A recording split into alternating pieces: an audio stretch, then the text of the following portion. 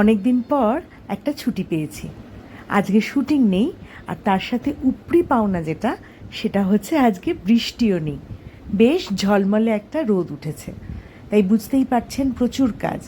আর এই কয়েকটা দিন না গাছগুলোকে একদম দেখা হয়নি, ওদের সাথে কথা বলা হয়নি, তাই টুক করে চলে এসেছি ছাদে একটু গাছগুলোর সাথে কথা বলতে, ওদের সাথে একটু দেখা করতে, আর ওদের একটু যত্ন করতে। এই দেখুন না কি জল জমেছে, ফেলে দেয়।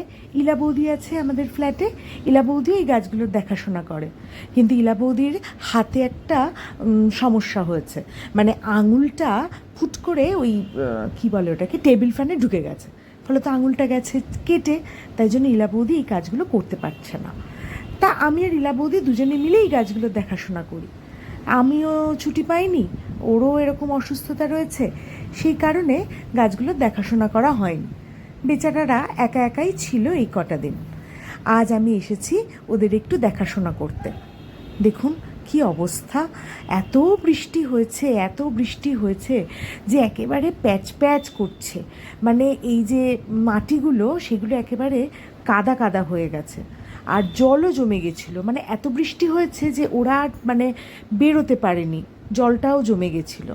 তাই এই গাছগুলোর জলগুলো ফেলে দিয়ে একটু মাটিগুলো খুঁড়ে দিচ্ছি, যদি একটুখানি ওদের আরাম হয় এই আশায়। আর একটা জিনিস দেখতে পাচ্ছি জানেন, এই টবে না প্রচুর ঘাস হয়ে গেছে। এই বৃষ্টির জল পেয়ে ঘাসগুলো যেন একেবারে তত্তর করে বেড়ে উঠছে, তা সেগুলো একটু তুলে তুলে দিচ্ছি, যদিও আমার সেগুলো তুলতেও বড্ড মায়া লাগে, কিন্তু কি করব বলুন, ঘাসগুলো রেখে আমি কি করব, তাই সেগুলোকেও একটু তুলে তুলে ফেলে দিচ্ছি।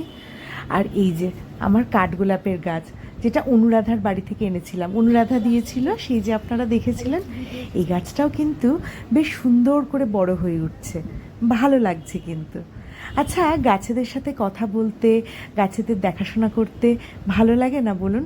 গাছগুলো যখন ছোট থেকে একটু একটু করে বড় হয়ে ওঠে, তখন যেন কি একটা আনন্দ হয়। আর এই যে লঙ্কা গাছটা, এটা যেন কীরকম একটু শুকিয়ে শুকিয়ে যাচ্ছে, ফল আসছে কিন্তু মাঝে একটা খুব ভালো ফল দিচ্ছিল, সেই ফলটা আসছে না কেন কে জানে। আপনারা একটু আমাকে জানাবেন যে লঙ্কা গাছ এরকম হলে কি করা যেতে পারে। আর এইটা হচ্ছে আমার পুদিনা পাতার গাছ, একেবারে দেখুন একেবারে ঝলমল করছে বৃষ্টির জল পেয়ে গাছটা। যাই হোক, আপনাদের বাড়িতে এরকম গাছ আছে? আপনাদের বাগান নিশ্চয়ই আছে, বা থাকলেও সেটা কীরকম আমাকে একটু জানাবেন কমেন্টে। অবশ্যই আপনাদের বাড়ির গাছের আমাকে ছবি পাঠাবেন, আমার দেখতে ভারী ভালো লাগবে। এই হচ্ছে আমার ছাদের একটু গাছপালার ছবি, আপনাদের সাথে একটু শেয়ার করে নিলাম। আর টুকটাক আছে জানলায়। এই হচ্ছে আমার বাগান, আর এই হচ্ছে আমার ব্লগ। আজ তাহলে আসি, দেখা হবে পরের ব্লগে। টাটা।